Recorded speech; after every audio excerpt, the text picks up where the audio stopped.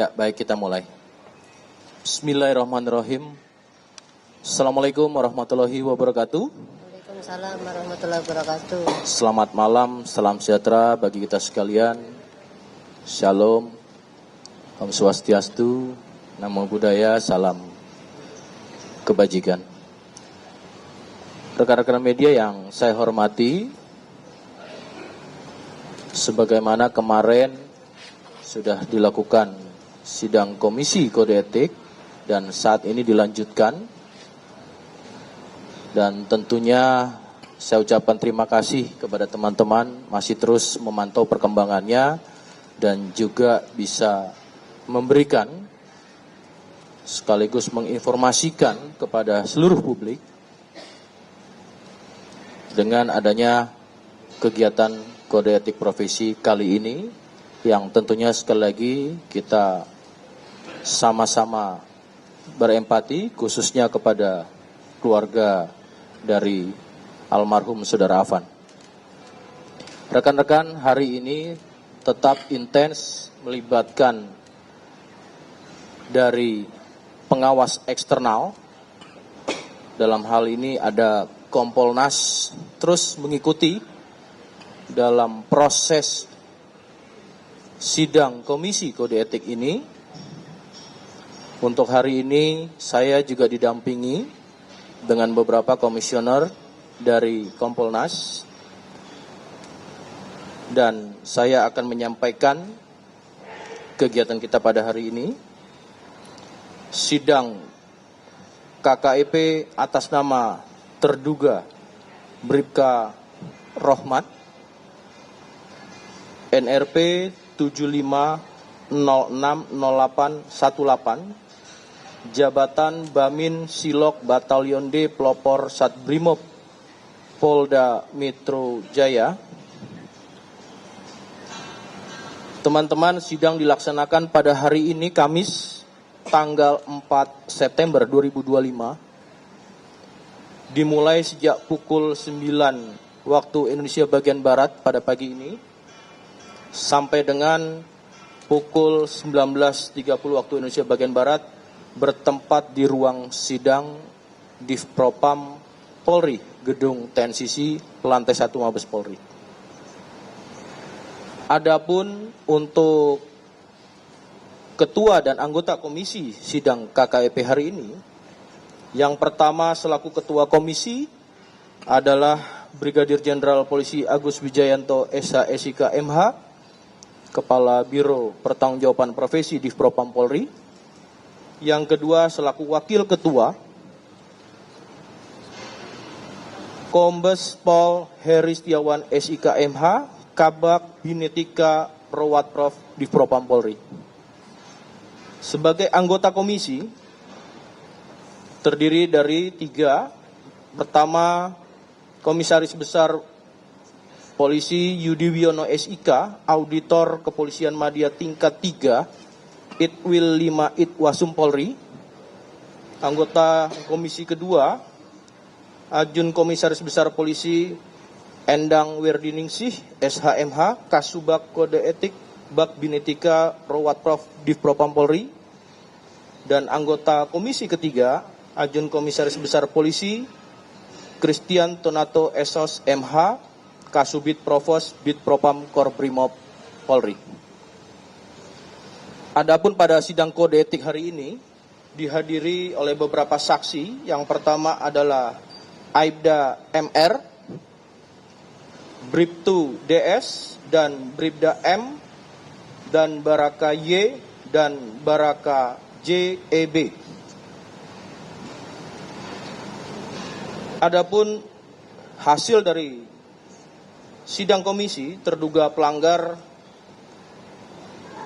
dinyatakan dalam wujud perbuatan telah bertindak secara tidak profesional dalam penanganan aksi unjuk rasa sekira pada tanggal 28 Agustus 2025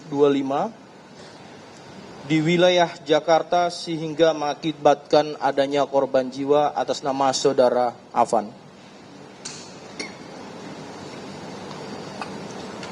Kemudian terkait pasal yang dilanggar dalam sidang Komisi Kode Etik ini. Yang pertama, persangkaan terduga pelanggar melanggar pasal 13 ayat 1 PPRI nomor 1 tahun 2003 tentang pemberhentian anggota Polri, jonto pasal 4 huruf B Perpol nomor 7 tahun 2022 tentang Kode Etik Profesi dan Komisi Kode Etik Polri. B atau yang kedua, persangkaan terduga pelanggar melanggar pasal 13 ayat 1 PPRI nomor 1 tahun 2003 tentang pemberhentian anggota Polri, jonto pasal 5 ayat 1 huruf C Perpol nomor 7 tahun 2022 tentang Kode Etik Profesi dan Komisi Kode Etik Polri. C. Persangkaan terduga pelanggar juga melanggar pasal 13 ayat 1 Peraturan Pemerintah Republik Indonesia nomor 1 tahun 2003 tentang pemberhentian anggota Polri, jonto pasal 8 huruf C angka 1 Perpol nomor 7 tahun 2022 tentang Kode Etik Profesi dan Komisi Kode Etik Polri.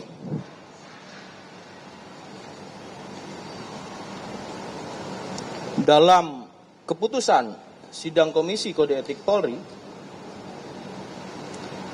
yang pertama sanksi etika, yaitu yang pertama dari sanksi etika A, perilaku pelanggar dinyatakan sebagai perbuatan tercela. B, kewajiban pelanggar meminta maaf secara lisan di hadapan sidang KKEP dan secara tertulis kepada pimpinan Polri. Kedua, dalam sanksi administratif berupa A, penempatan dalam tempat khusus selama 20 hari terhitung mulai tanggal 29 Agustus sampai dengan 17 September 2025 di ruang Patsus Biro Provos Div Propam Polri. B, mutasi bersifat demosi selama 7 tahun sesuai dengan sisa masa dinas pelanggar di institusi Polri. Kemudian atas putusan tersebut, rekan-rekan tadi juga telah mendengar yang bersangkutan mempertimbangkan untuk berpikir terlebih dahulu. Itu yang bisa kami sampaikan kepada rekan-rekan untuk kegiatan pada sidang Komisi Kode Etik hari ini. Saya akan memberikan kesempatan kepada teman-teman untuk bertanya, namun saya berikan kesempatan kepada Kompolnas terlebih dahulu untuk menyampaikan. Terima kasih. Bismillahirrahmanirrahim. Assalamualaikum warahmatullahi wabarakatuh. Selamat malam. Salam sejahtera untuk kita semua, rekan-rekan semua yang saya hormati. Hari ini Kompolnas kembali sebagai pengawas eksternal Polri, khususnya fungsional. Tugas kami sudah mengikuti pelaksanaan sidang kode etik mulai pagi hari sampai hari ini kita mengumumkan. Kami sudah melihat atau mendengarkan dan mengawasi pelaksanaan sidang mulai dari pembacaan atau mulai keterangan dari terduga pelanggar sampai saksi-saksi dan tuntutan serta pembelaan dari pendamping yang terduga pelanggar.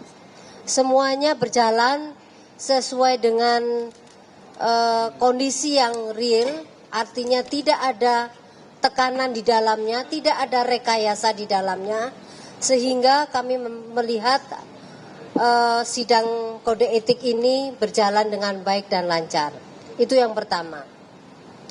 Yang kedua, mengenai putusan, tentu saja Ketua Komisi sudah mempertimbangkan beberapa hal, termasuk hal-hal yang meringankan, di mana salah satunya adalah terduga pelanggar atau sekarang sudah diputuskan. Salah satunya hanya melaksanakan tugas atau di bawah kendali dari Kompol Kosmas. Sehingga ada beberapa hal juga berkenaan dengan kondisi dia saat melakukan mengendarai yang bersangkutan sebenarnya sudah memiliki sertifikat, memiliki keahlian itu, dan pada saat melaksanakan tugasnya ada beberapa kondisi di mana yang bersangkutan tidak bisa melihat kondisi real di lapangan, termasuk karena adanya blind spot di rantis itu sendiri, termasuk kondisi psikologis di dalam ruang rantis itu sendiri. Itu beberapa hal yang dipertimbangkan sehingga yang bersangkutan diputus untuk demosi sampai yang bersangkutan saudara K atau Bribka R itu mengakhiri dinas di Kepolisian Negara Republik Indonesia. Mungkin itu dari Kompolnas, dan yang berikutnya adalah permohonan maaf saudara kami atau dari Bribka R terhadap keluarga korban, dan kami juga dari Kompolnas mengucapkan bela sungkawa atas meninggalnya saudara Afan. Terima kasih, demikian dari kami. Bapak ada tambahan? Cukup, terima kasih dari kami. Wabillahi taufik wal hidayah. Wassalamualaikum warahmatullahi wabarakatuh. Terima kasih Ibu Ida. Kami bagi satu sesi penanya awal. 3 penanya kami persilakan. 1. Cukup, silakan dulu. Ya, silakan. Ada mic.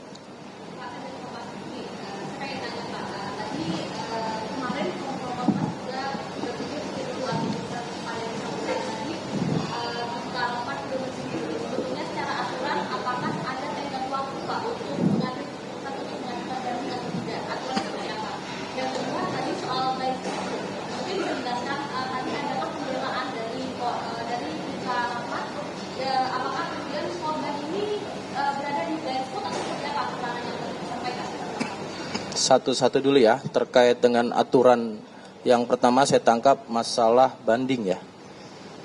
Baik, nanti yang kompeten dari Pak Karo Watprof untuk menjelaskan aturan untuk masa banding. Mengajukan bandingnya saat mengajukannya 3 hari sejak putusan itu diterima oleh terduga pelanggar. Itu ya Mbak. Selanjutnya nanti kita tadi sudah dengarkan terduga pelanggar masih mempertimbangkan untuk berpikir dan berkoordinasi komunikasi dengan keluarga. Silakan Ibu. Iya, mengenai blind spot. Di setiap kendaraan itu memang masing-masing memiliki ada sudut mati atau blind spot tadi, termasuk di rantis ini. Jadi mobil pun juga demikian, pasti ada kendaraan besar pun juga demikian. Salah satunya rantis ini juga memiliki ada blind spotnya. Apalagi kondisi rantis menurut penjelasan bahwa spionnya juga rusak. Ini sebelah kiri. Nah ini juga ada blind spot ini juga yang menyebabkan makanya Bribka R tidak secara sengaja tergilas itu. Ini salah satu yang mempengaruhi. Silakan. Baik, saya tambahkan tadi terkait dengan banding 3 hari dalam waktu